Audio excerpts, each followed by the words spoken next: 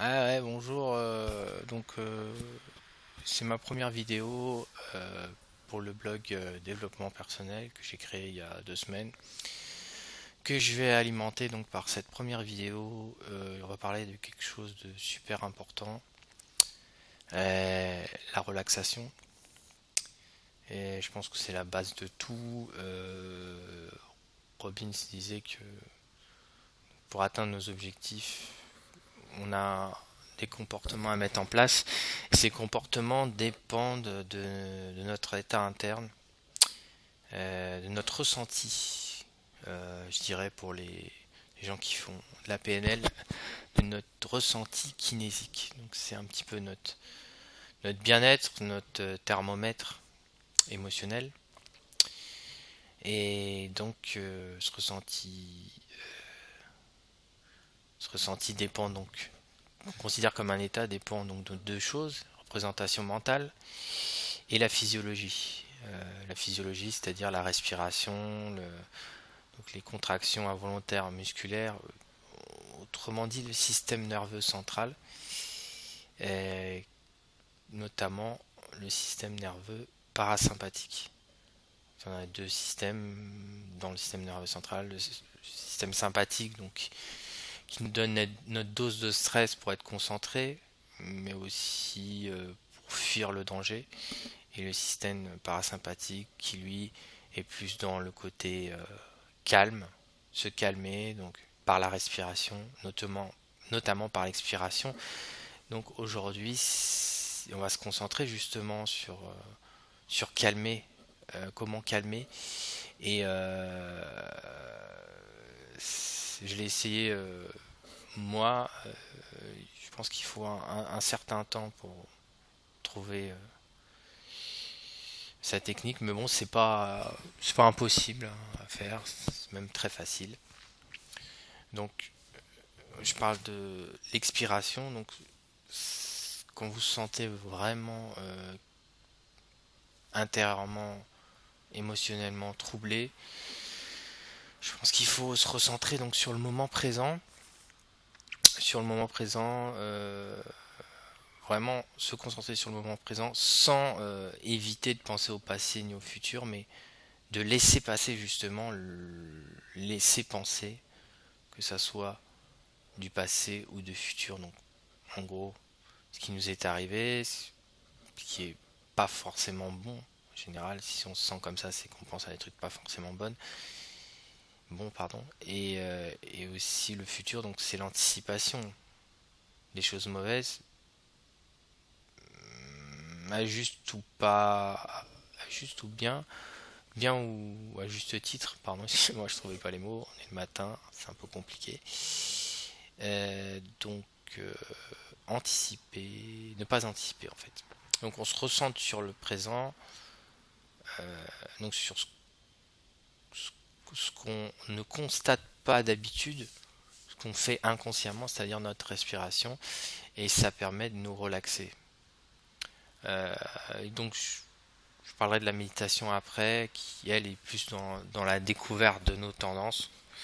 Donc je pense pas que la méditation soit le meilleur moyen pour la détente. Elle amène la détente, mais se fixer l'objectif de détente euh, avant, lors d'une séance de méditation, je pense que c'est pas prendre la méditation pour ce qu'elle est de, de meilleur en fait. Parce que dans la méditation, il n'y a pas vraiment d'objectif.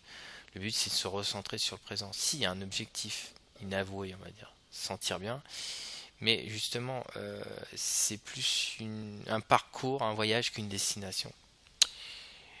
Donc la respiration, je reviens sur la respiration, l'expiration plutôt. Donc, j'expire, donc je me concentre vraiment sur prolonger mon expiration en se concentrant vraiment sur le bruit du souffle et sur le fait que tu vides tes poumons en fait.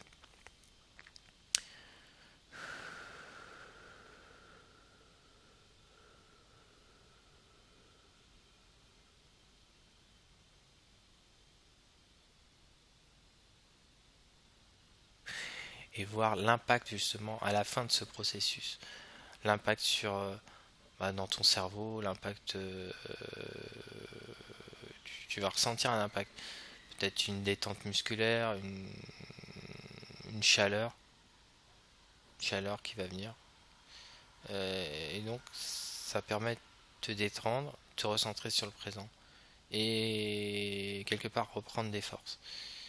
Donc, ça, pour moi, c'est un pilier de la relaxation. Il y a un autre pilier que j'ai pas parlé au début, qui fait partie de la relaxation, c'est la détente musculaire, où effectivement les contractions musculaires agissent sur notre comportement. On a tendance à réagir à ces contractions involontaires, hein. C'est des automatismes, des conditionnements qu'on a eu au gré des épreuves ou des événements. C'est variable. Donc il faut réapprendre au corps à se détendre, et ça se fait par un exercice très simple, c'est la contraction et la décontraction, et on va comment dire, vraiment observer ces deux étapes, qui est la contraction.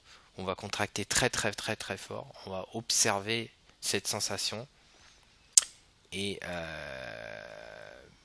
bien constater comment la décrire par nos propres mots. Et puis l'étape décontraction, où on relâche finalement, et on va décrire aussi cet état-là. Et donc justement, on pourrait aussi noter avant cet exercice, noter notre bien-être, enfin notre ressenti, ou plutôt ce que l'on veut, disons, régler. Dire voilà, je me sens tendu à 5 sur 10, 7 sur 10. Disons que mon degré de, de tension, il est à 7 sur 10, donc c'est assez négatif. On veut faire baisser cette note finalement. Enfin, ça va être variable. Et, et donc voilà.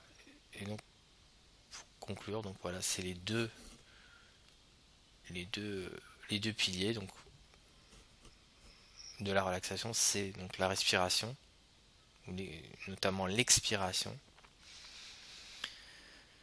Ça va aussi avec l'inspiration, expiration, mais c'est vrai que je veux vraiment marquer le coup sur l'expiration, qui pour moi amène le plus de détente quand c'est des contractions, c'est pas, on n'est pas tendu, contracté. Et bien sûr la détente musculaire qui est essentielle. Pour moi, c'est vraiment les deux piliers pour être bien physiquement. Donc c'est les premières choses à faire, parce qu'on agit en fait sur la physiologie, et la physiologie est importante dans le ressenti émotionnel. Comme je disais au début, la physiologie fait pas mal de choses, et elle agit aussi sur les idées, sur les représentations. Il y a d'autres choses qui agissent sur les représentations, il y a l'alimentation aussi. Mais bon, faut bien distinguer, et ça c'est par la méditation, je pense, qu'on se connaît, nos tendances intérieures, nos schémas psychologiques, positifs ou négatifs, nos schémas négatifs qu'on subit. Donc, il faut partir du problème pour arriver à la solution rêvée et idéale. Donc voilà, c'était la première vidéo sur la relaxation, et vidéo que je mettrai en relation avec la méditation pour expliquer un petit peu. J'expliquerai les différences, et qui a, disons, une méthode plus adaptée, plus ou moins adaptée à nos besoins et à nos priorités du moment, pour ce qui est de nos ressentis personnels. Ciao, ciao.